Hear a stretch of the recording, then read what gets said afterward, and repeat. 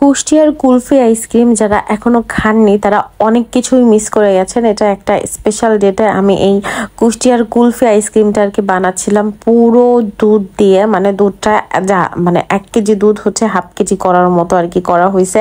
আর এইখানে হচ্ছে প্রচুর পরিমাণে শর্ট থাকতে হবে, কারণ এটা কুষ্টিয়ার মানে আইসক্রিম যেটা, এখানে হচ্ছে আমি এলাচ দারচিনি দিয়ে সুন্দর করে ফুটিয়ে নিব।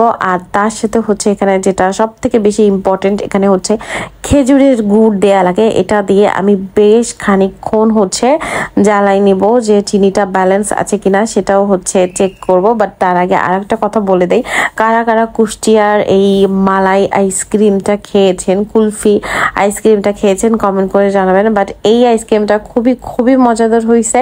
আমি এই রেসিপিটা জানছি হচ্ছে এক সময় হচ্ছে আমার দাদির বাড়ি ছিল আর কি ওই এলাকায় আমার, তো ওই সুবাদে আর কি আমি এই কুষ্টিয়া দেখেন কি মোটা করে আর কি শর্টটা পড়ছে। এখন এইটা হচ্ছে দিয়ে দিব হচ্ছে এই আইসক্রিমে আর কি, তো মোটা করে শর্টটা প্রতিটা কুলফি আইসক্রিমের উপর আর কি আমি সুন্দর করে দিয়ে দেব।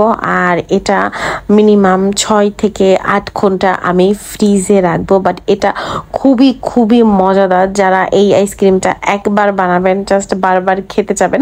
একটু খরচ ব্যয়বহুল আর কি, কারণ আমি যদি 1 কেজি দুধের আইসক্রিম করি সেক্ষেত্রে আমাকে জ্বালাই হাফ কেজি করা লাগবে, কারণ দুধটা একটু ঘন হতে হবে আর প্রচুর পরিমাণে স্বাদ থাকতে হবে। কারণ আমাদের বাসায় 10 কেজি দুধ মানে জ্বালানো হয়েছে, ওইটা থেকে হচ্ছে আমি শন নিয়ে নিয়েছি। আর এটা হচ্ছে আমার বাবার জন্য স্পেশাল, কারণ তার ডায়াবেটিস, সে হচ্ছে চিনি খায় না, তো ওইটা হচ্ছে তার জন্য হচ্ছে আমি আলাদা করে আর কি বানাইছি। বাট ওটাতে হচ্ছে আমি হালকা খেজুরের গুড়টা আর কি দিছি।